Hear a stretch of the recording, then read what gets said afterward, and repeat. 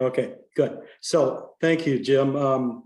And it's fascinating to this point, and also interesting to me to learn or watch and learn as we develop this presentation about the agriculture in our town and area is really, to this point in time, about the only really successful crops are forestry. And so in the mid 1940s, right after World War II, some cranberry growers became interested in starting cranberries here in town. And I'm going to walk you through some of the who, what, where, when, why, and how, and I'll probably jump around a little bit, so bear with me. So the, also setting the stage, the, for the cranberry growers coming to town, and starting a new agribusiness in our town, there were the forest of the whole, pretty much Northwoods, had been denuded up until probably the 1930s and was starting to regrow then. And even talking to my father-in-law, Cal Laporte, said when he was young, he could literally see from Manitowish Waters to Boulder Junction, there were no trees. And if you look in the background in some of the old pictures from the resorts where there's muskies in people's hands, you look in the background around these lakes, Spider, Little Star, you name it, there are no trees. And so in the 1940s, trees were probably starting to grow back. But so I'm gonna now, I just wanted to mention too, when I was little, I did go to Amo Waisaki's farm with my family to help, and my father to help cut hay for our horses. So I did cut hay there. That was a lot of work, for a little kid. So that's fun, but hard. So we're, cranberries, we're, on the left picture is a sprig of cranberry vines. And on the very left of the flower on the left side is a hook, and that hook is bent over, and it's really where the cranberries get their name, and the natives and early people here began calling them cranberries because that hook of the bloom really resembles the head of a sandhill crane. And then it became cranberries. And then the photo on the right is a mature mat of cranberry vines with berries that are getting fairly close to being ripe for harvest. And so to grow cranberries, you need to have, there's a few key ingredients you need to have. One is a good source of clean water. You need to have acidic soils. You need to have a source of sand, and you need to have a marketplace, right? So World War II actually had cranberry, the cranberry business was booming because it was a product that could be used in World War II for the war effort that was durable. They could can it and send it, or dry it and send it to the war, and people were familiar with it. So as World War II ended, there was a lot of industry around the country that was really ramping up, after World War II and taking off. And so the cranberries in Wisconsin to this point were, for the most part, in and around between, say, Wausau and Tomah, Wisconsin. That's where most of the commercial cranberries were grown, even though they started earliest just by harvesting wild cranberries down by Berlin, Wisconsin, which isn't too far north of Madison. But those petered out for various reasons. So anyway, the cranberries were, there was a market and a desire for new and more cranberry farms in the state. And so my grandfather and others in and around Necedah were friends with and talked to a couple of entrepreneurs. One was Guy Potter. Can you advance the slide, please? Sure, anytime, just ask. Yeah, I got one more and then we'll go back to this. One more. One more, okay. Please. Yeah, so there's a group of, like my grandfather lived in Necedah, Wisconsin, and he had a dairy, and you can see him in the middle of the picture. And Herb Intermill is in that picture. Frank Kohler's over to the left. Mac McFarland. I see Harold Gross started a farm near next to us, which my dad ended up acquiring from him in the 60s. And kneeling beside him is Howard Folsom. But on the left is Guy Potter, and over towards the right, the second from the right is Bert Leisure. He actually is Frank Kohler's father-in-law, so he financed. So that's the other thing you need to have for to start a farm is financing. So Guy Potter was helpful and as an advisor on how to grow cranberries, and help with another fellow that I don't think is pictured in this picture, even though it says he is. His name is Vernon Goldsworthy, and Vernon was, I believe they called him Goldie. He was from, I think, Wisconsin Rapids area, and he acquired the land around Little Trout Lake, I believe, to end up selling off to these growers, to parcel it off to these beginning growers. And all these people in this picture, aside from Guy Potter, were not cranberry growers at this point. They were, Herb Intermill, I think, had a dairy in Stevens Point. Frank was he was young, just out of World War II in the service in the South Pacific and the Navy, things like that. So there was just no experience. So they needed advisors to help them in this new venture. And they,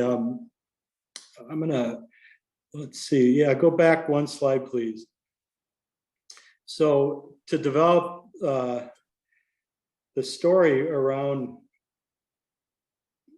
the cranberry farms in Manitowish Waters, Little Trout Lake is in the very southwest corner of the town. And the picture on the left is a 1938 flyover by the USDA, I believe. And then the one on the right is the same picture, essentially. And on the very right, you can see wild rice, and the upper part of it is alder, and on the lower left is Little Trout Lake. And the farms that you see are there are essentially as they are today. All right, so this land that is purchased by Vernon Goldsworthy and then parceled off to these growers was acquired from like a failed estate from a couple of guys in the late 1800s. Acquired all this land from Little Trout Lake all the way over to Wild Rice Lake and Alder Lake is basically fishing, hunting grounds. And one was Richard Southgate. He had the Hotel Congress in Chicago, and so he had enough wealth to acquire this land. And the other one was Marvin Hewitt, and he was the president of the Chicago Northwestern Railroad in the late 1800s. And so they actually moved, or had been coming to Manitowish Waters, probably staying at resorts and fishing, and really were looking at these areas for recreation for themselves. And they bought all this land. And then I saw an article at some point where Marvin Hewitt brought 100 railroad workers to Wisconsin in 1904 to build a system of canals that went from the Lac de Flambeau chain over through a couple of lakes to ultimately through Little Trout, and then over to Alder Lake. And they had locks where the elevations were different, and they used those canals and locks to get here by boat to Manitowish Waters, because there were trains to the area, Mercer, Powell, Lac de Flambeau, and so, but there weren't really roads, especially out to Little Trout Lake. And so they developed canals on their own. And that Southgate bought out Hewitt, and Southgate ultimately died fairly young, like during the Great Depression, and ended up, his wife acquired the property and ended up basically losing it to forfeiture. And so that just sat there. It was acquired by the Lutheran Aid Association, who bought destitute property apparently. And they sat on it from the late 20s or sometime in the 20s or 30s until 1940s, when Goldie came along and acquired it and set up this venture for cranberry growers to start growing cranberries here. So they moved in and came here. There was really no place to move into. They stayed out on the road by what's now the Howling Dog Saloon, had some little cabins out there, or they camped in tents and they'd come out. There was no river or no bridge across the Trout River between Wild Rice Lake and Alder Lake. They eventually built their own bridge. There was no power lines out there. There were no homes to speak of. An abandoned camp on Alder Lake, the dad said when he was out here surveying as a young man, he instead of having to go all the way back to the cabins by US Highway 10 at the time, they'd broke into the cabins and camped out there in the summertime while they were working. So and Uncle Dick Intermeal told me a story. He said, we wanted the power company to run power in here, and they said, well, we're not going to do that. We'll do it when you're successful.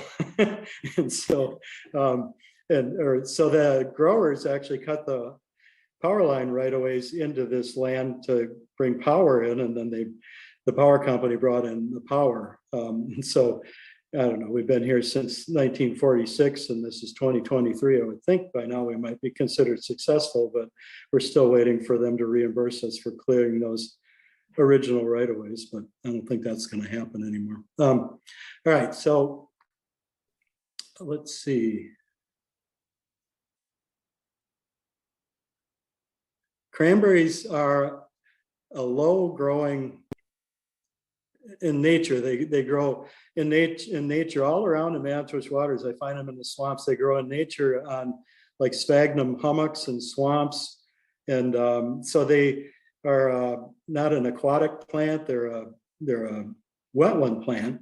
And so they need a little bit of water quite often, but they can't really be inundated with water for long periods of time, especially during bloom. The bloom will be killed if they're flooded.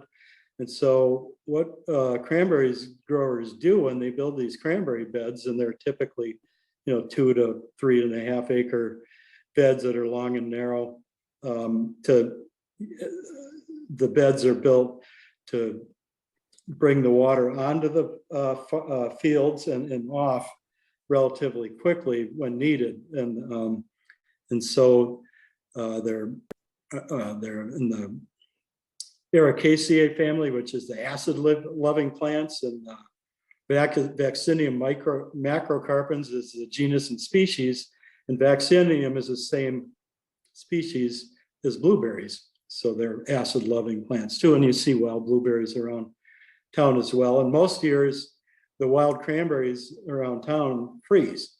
And the reason that happens is these are low-lying swamps, and on a clear night, when there's not very high humidity, the heat of the day escapes very rapidly and the cold settles in. And so frost can come in these low-lying areas virtually any night of the summer. And so I'm sure many of you that have been in and around our town for a number of years are familiar with hearing the diesel engines when they start up. It's getting cold out. Well, we can get a frost night. It's not uncommon to get frost on the 4th of July, but it happens. It's not real often, but it happens. And any other night of the season. And so we will sprinkle for irrigation now, but the early farms, can you advance to the next slide, please? One more. That one. So the early, the cranberry growers protect for frost with several ways. Today it's with sprinklers, which is on the next slide, but we'll get there eventually. So this is actually the Kohlers, Frank Kohler and his son in the left hand picture, and both pictures show a pump house. And these pump houses were made to move water from Little Trout Lake onto these fields for frost protection at night. And so these pumps actually pump both ways. You move the the gate boards from one side to the other. They pump water in, and then in the morning they needed to quickly bring the water back off to make sure that the beds were not too wet or flooded all day, so that the cranberries would be allowed to grow. And so Frank, being a ship guy, he built this house over the pumps. So he's lived there. They were living over these pumps when I was young in this pump house, and Betty lived there, and I'm sure you know those two. They're kind of characters. Betty or my mom would go visit with us as kids, and we were there. And so you go up the stairs and you're in the house, and Frank always had cats and dogs, but they weren't allowed in the house. So Betty'd be sitting in there, and this cat would be outside yowling and crawling up the screen. And Mom said Betty'd give the screen door a kick, and the door would go flying open, and the cat go flying into the ditch, swimming away, and Betty'd laugh. That's hilarious. So she was quite entertaining, as many of you know. So that was early frost protection. And then we also used flooding to facilitate harvest. Cranberries, the berries themselves are hollow, so they float. And so we use water to float the crop out. And we'll get to that after a bit. Can you go back a slide? So I believe this picture on the right is, so Mac McFarland both built the cranberry beds and he built his own farm at the same time. And this, the drag line, I think, was his, and that's a scalping bucket that I think he built specifically for scraping the swamp or the top off of the swamp and placing it over to the side into the dikes that now form. The bed is the black part. They scalped and planted right in peat originally, and that bulldozer is to bulldoze to level the dikes to grade the land. They would drain the wet peat down, and they even flooded again. They didn't have lasers. They had levels. They didn't have laser levels, and they had transits, but they had water on them. They'd use that as a level to level these beds up. They'd flood it. They'd mark the high spots and the low spots, and they'd drain it, and then they'd take the bulldozer and push the high spots into the low spots, so it's perfectly flat to get ready to plant. And so that was the early process. Today we use bulldozers with lasers that are attached to the equipment, and then we're actually planting in sand today instead of peat. But cranberries grow in nature in peat, and so that's what they did. And let's see, advanced slide, please. Yeah, so I'll come back to how we plant them soon. So in the early 1960s,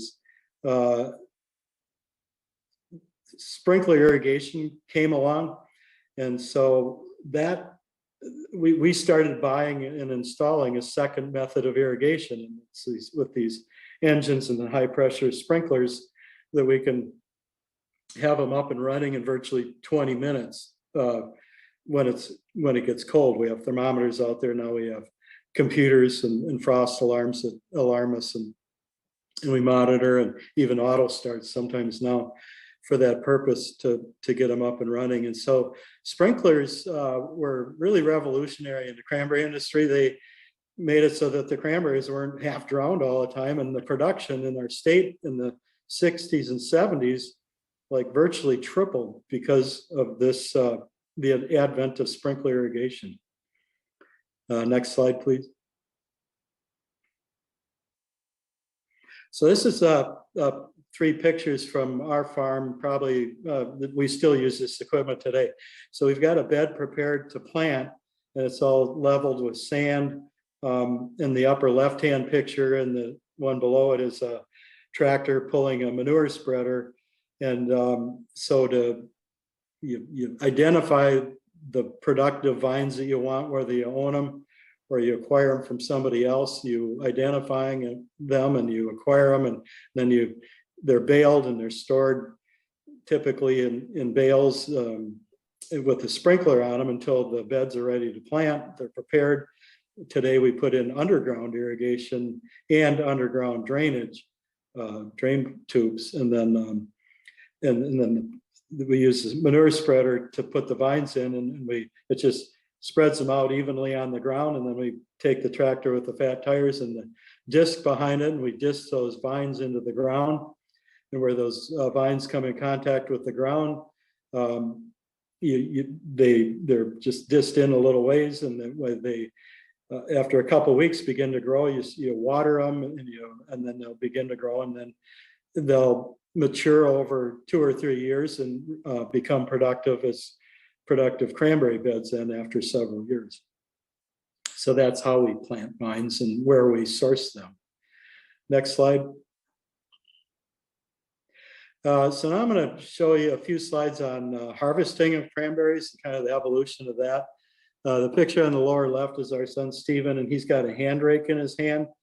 And so, I mean, before my time, hand raking was pretty much behind us, but we still use it to take samples of cranberries and to do some, small amount of harvesting for, ourselves or to sell to walk-ups and things like that. But the picture in the upper right is on Kohler's farm, and those guys out there all have hand rakes, and they would be paid by the box to hand rake all day long, and they put them in boxes and carry them off, and they put them in the stacks behind them are on the dike, and those are called drying crates.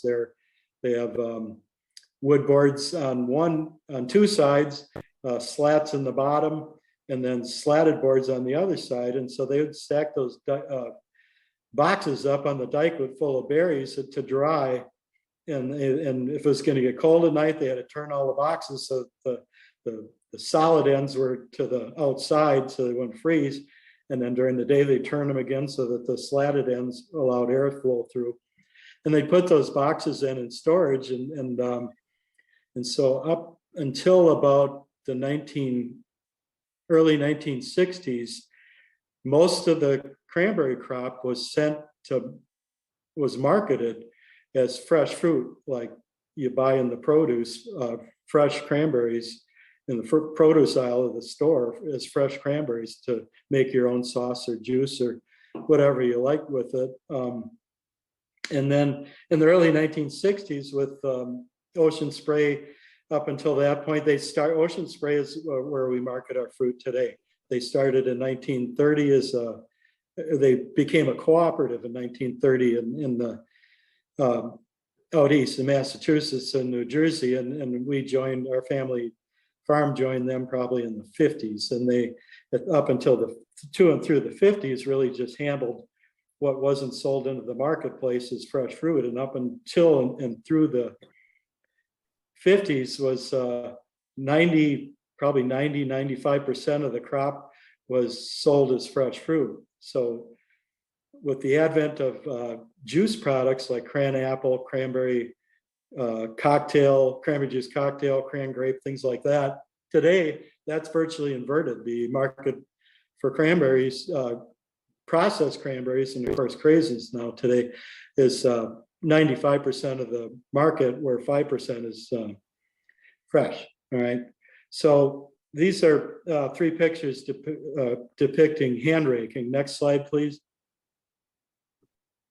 And so I've told people when I was young, and if I was in a ditch, digging a ditch, what do you do all day while you're digging a ditch? You're thinking about, there's got to be a better way. And so these pictures show you there's a better way. They put an engine on a picking machine, which were, I'm sure, built by growers and eventually made by a couple of manufacturers where growers could buy them.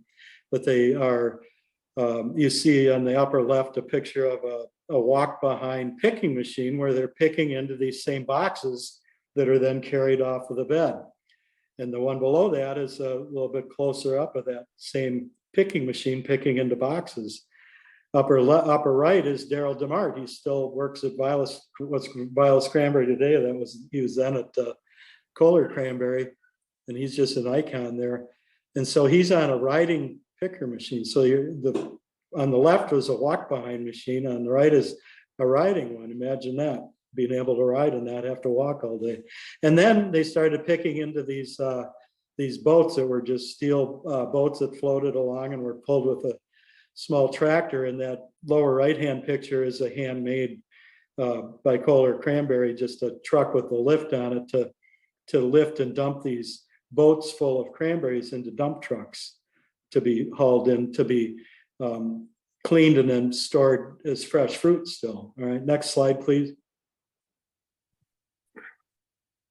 All right, so on the lower, or on the left-hand slide is, that's my brother Peter in that little tractor when he was young, and behind him is, it might be my uncle Chuck Wagner behind a walk-behind picker where he's picking into a boat, and Peter is pulling the boats down the bed, and then beside, to the picture to the right is Freddie Labarge, worked out there. He's from Lac de Flambeau, and he's actually riding on a picker, picking into the boat that's being pulled by a tractor. So this is an evolution to, so this is still pretty slow and pretty tedious and mostly going to fresh fruit, but a lot easier than hand raking and carrying them in the water. Next slide, please. And so then as the crop or the products moved from fresh to processed, we didn't need to pick as much anymore. And so the growers devised this machine on the left is at Kohler's, and we had these two, they're called beaters. It's just a reel that's in the water that's just flailing against the vines and dislodging the berries off into the water. And then we would float them off with booms, and as we do today. And then the picture on the right is actually just a drag. It's called a harrow that is on a tractor that Stephen is standing on the roof of it. You don't drive it like that, of course, but he's out of it and standing on the roof posing. So that,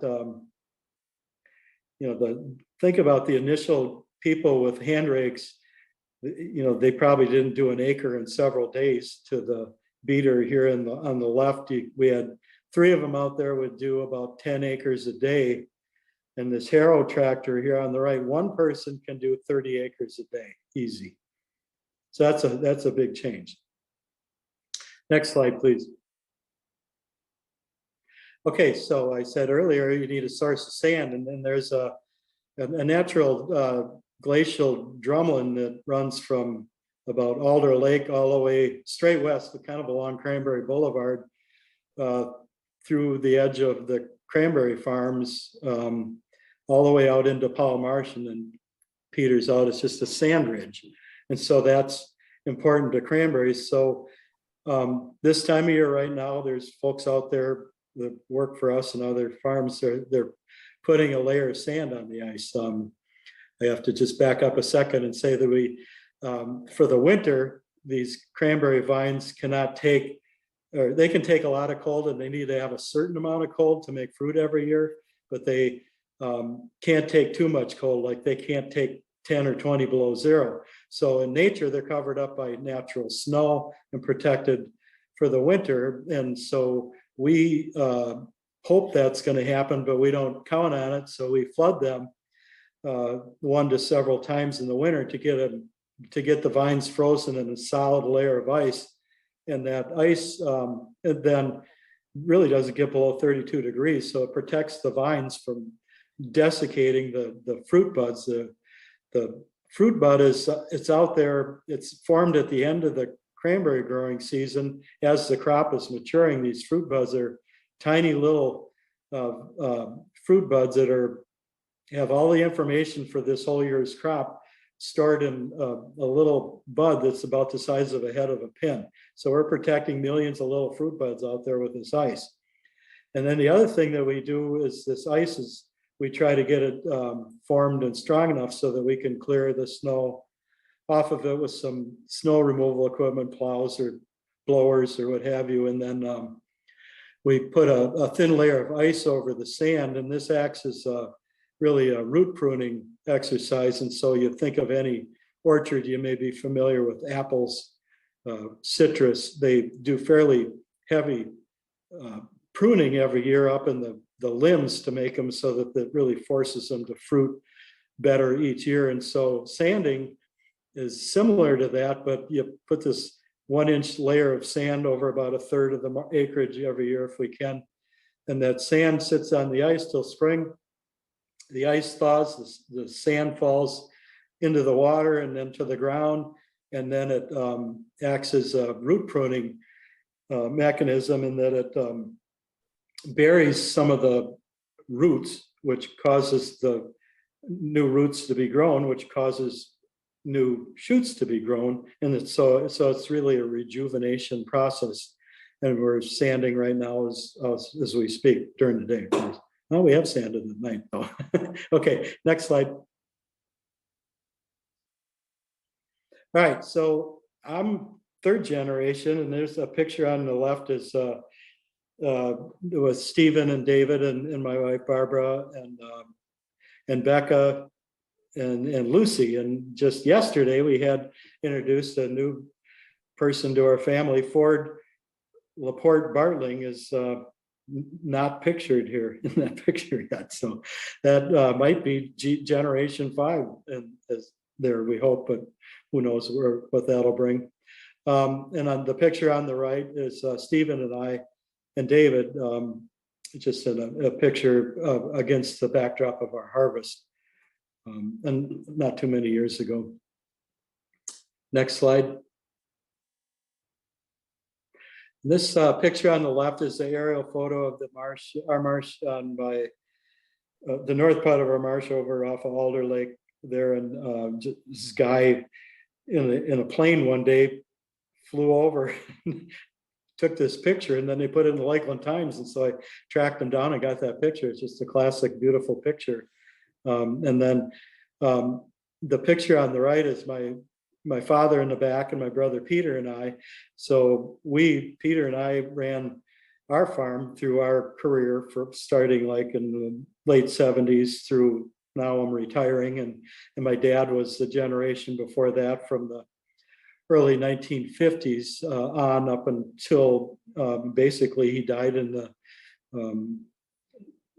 early 2000s, or about 15 years ago.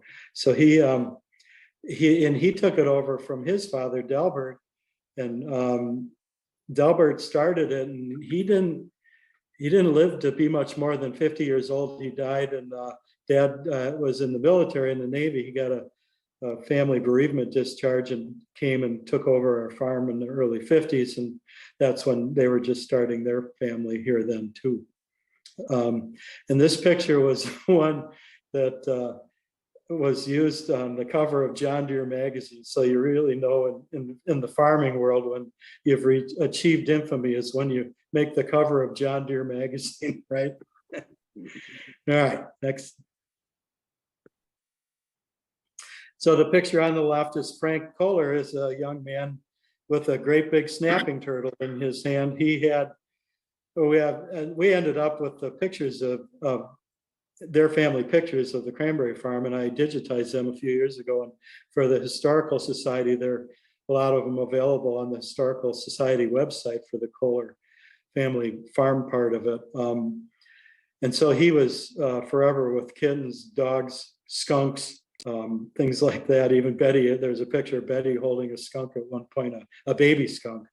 And the picture at night, so I said, we're up, we're watching the sprinklers and the pumps all the time at night. Stephen took this a few years ago, but one of the benefits of being up at night working is a lot of times you see the northern lights, and this one happened to be over our cropland on the field. So this is really something spectacular that you make it to see out on the farm at night on occasion. So it's one of the truly great benefits of being involved on the farm, working any and all hours of the day.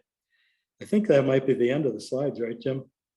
Yep, that's the last one. So Jim, I've asked people to put them in through the chat process, and we have one as the Cassian farm, the Cason farm, also the Holabrew farm, now Bear farm. If you look on your chat, you'll see the question. All right. Yeah, that's actually Yeah, Mike I can saw- take that. It's Cassine Farm and Hollowview Farm. So I think the answer to Lee's question is that it's probably not the Cassine Farm, but it's really where the ginseng was. Is where Hollowview's was. So it's kind of just across Highway H on the riverside of that farm. It is where that is. So they're close, but maybe not one and the same. Any other questions? Let's see. Is it true that there are 5 different varieties of cranberries, Mike? There are dozens of varieties of cranberries. We're on our farm, we're growing at least 5, maybe more. What's the newest and hot one? The ones we're growing were, so there's cranberry growers in Ocean Spray have funded breeding programs at University of Wisconsin-Madison, Rutgers in New Jersey, UMass in Massachusetts, and so there's a number of varieties come, and even some growers have developed their own vines. And so what we're planting lately are Rutgers variety, Crimson Queens, Mullica Queens, Haynes, and we have some high reds. Those are all, yeah, Rutgers, and there we have some high reds from UW-Madison. Greg Oleski is the grower that develops varieties. So the predominant cranberry vine in Wisconsin early up until the 60s was called Searles, and that was a selection from the wild by a grower of a vine with desirable fruiting characteristics that they wanted for Wisconsin. And so up until probably the 70s, Wisconsin was like 2/3 Searles. And then in 1940s in Beltsville, Maryland, there was a breeding program by the USDA that produced a vine called Stevens. And so then over time, and our farm was the same. It was 2/3 Searles. And then by the 80s and 90s, my brother were there and I were there. We rebuilt most of our farm. We became 2/3 Stevens. And today it's still, upwards of 2/3 Stevens, but we're shifting now to these other varieties that are more productive and have other characteristics we want, mostly production and early yielding for our short summers, things like that. Hey, Mike, how many cranberry farms are in the area now? Do they support each other? That's 2 questions. Yeah. How many cranberry farms in the area and how do they support each other? So there's like 5 farms in Manitowish Waters of the originals, and Tom Bears is it's been there 20 years, so it's not new, but that's just off to the side a little bit. And then there was one out on Highway H that was Teskey's, and that's owned by Farmland Management. And there's especially in the beginning, we all supported each other because these new businesses from startup, you didn't have, not everybody had a chainsaw, so you'd go get the chainsaw from the one guy or the bulldozer from the other guy. And then over time, that changed as we acquired things, as you progress, you acquire things on your own. And so there's a lot less sharing, but there's still sharing of certain equipment today. A lot of it gets used so little, it doesn't make a whole lot of sense for everybody to own a land leveler. It gets used Right. for a week a year. Right. Mike, were the white cranberries simply a fad, so there was a stainless juice? No, Ocean Spray still has a white cranberry product. It's kind of made after like a white grape drink product. And so early on in the development of that product, we were asked, and we did on our farm some small amount of it, and a couple other growers did as well around the state and country. You harvest them when they were not green but white, so they weren't red yet; they're immature. And so then Ocean Spray's manufacturing capabilities have evolved where they take our frozen red fruit now and they've got optical sorters.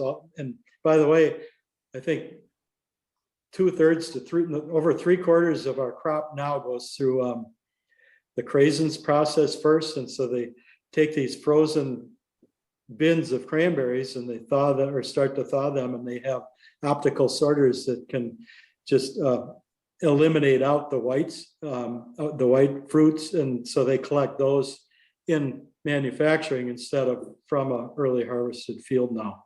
It's not a real big business, but it's still a product we sell. So Mike, how has the change from fresh to dried cranberries influenced the type of cranberry vine? Has there been an influence on the type of vine?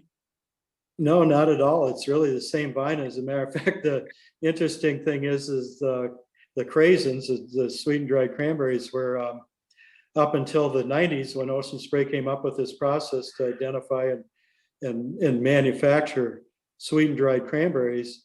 It was, mostly juice. And so the cranberries were harvested and they were frozen and they were made into juice. And so the hulls were field spread as waste.